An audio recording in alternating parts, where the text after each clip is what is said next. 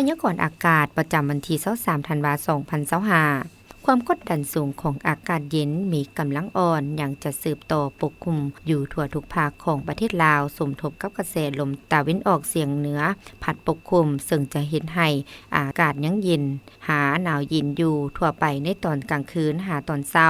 ส่วนตอนบ่ายอากาศร้อนและอากาศจะหนาวเย็นหลายอยู่เขตภาคเหนือด้านตะวันออกแขวงไซสมบูรณ์และเขตภูเพียงบริเวณพร้อมจะมีฝนตกในระดับคอยและจะมีลมพัดแรงอยู่บางท้องถิ่น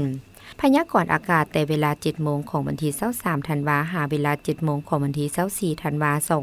2025ภาคเหนือด้านตะวันออกพงสลีหัวพันและซิ่งกวางอากาศจะหนาวเย็นหาหนาวเย็นหลายพร้อมมีหมอกหนาปกคลุมอยู่ทั่วไป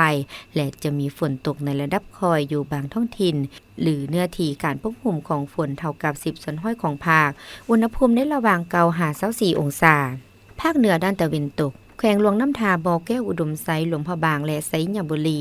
อากาศเย็นหาหนาวเย็นพร้อมมีหมอกบางปกคลุมอยู่ทั่วไปและมีหมอกหนาปกคลุมอยู่บางท้องถิ่นในตอนกลางคืนหาตอนเช้าและจะมีฝนตกในระดับคอยอยู่บางท้องถิ่นหรือเนื้อที่การปกคลุมของฝนเท่ากับ30ส่วนห้อยของภาคอุณหภูมิในระหว่าง13หา23องศา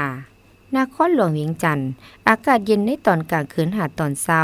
ส่วนตอนบ่ายอากาศร้อนและจะมีลมพัดแรงเป็นบางโอกาสอุณหภูมิในระหว่าง20หา32องศาภาคกลางแขวงเวียงจันทน์บริคำไซคำมวนและสวรรณเขตอากาศเย็นหาหนาวเย็นพร้อมมีหมอกบางปกคลุมอยู่ทั่วไปและจะมีลมพัดแรงอยู่บางท้องถิ่นอุณหภูมิในระหว่าง15หา33องศาแขวงไซสมบูรณ์อากาศหนาวเย็นพอมีหมอกหนาปกคลุมในตอนเช้าอุณหภูมิในระหว่าง11หา30องศาภาคใต้แขวงสารวันจำปาสักเสกงและอัตตปืออากาศเย็นในตอนกลางคืนหาตอนเช้าส่วนตอนบ่ายอากาศร้อนและจะมีลมพัดแรงอยู่บางท้องถิ่นอุณหภูมิในระหว่าง18หา34องศาสำหรับเขตภูเพียงบริเวณอากาศหนาวเย็นหาหนาวเย็นหลายพร้อมมีหมอกหนาปกคลุมอยู่ทั่วไปในตอนเช้าอุณหภูมิในระหว่าง9หา26องศา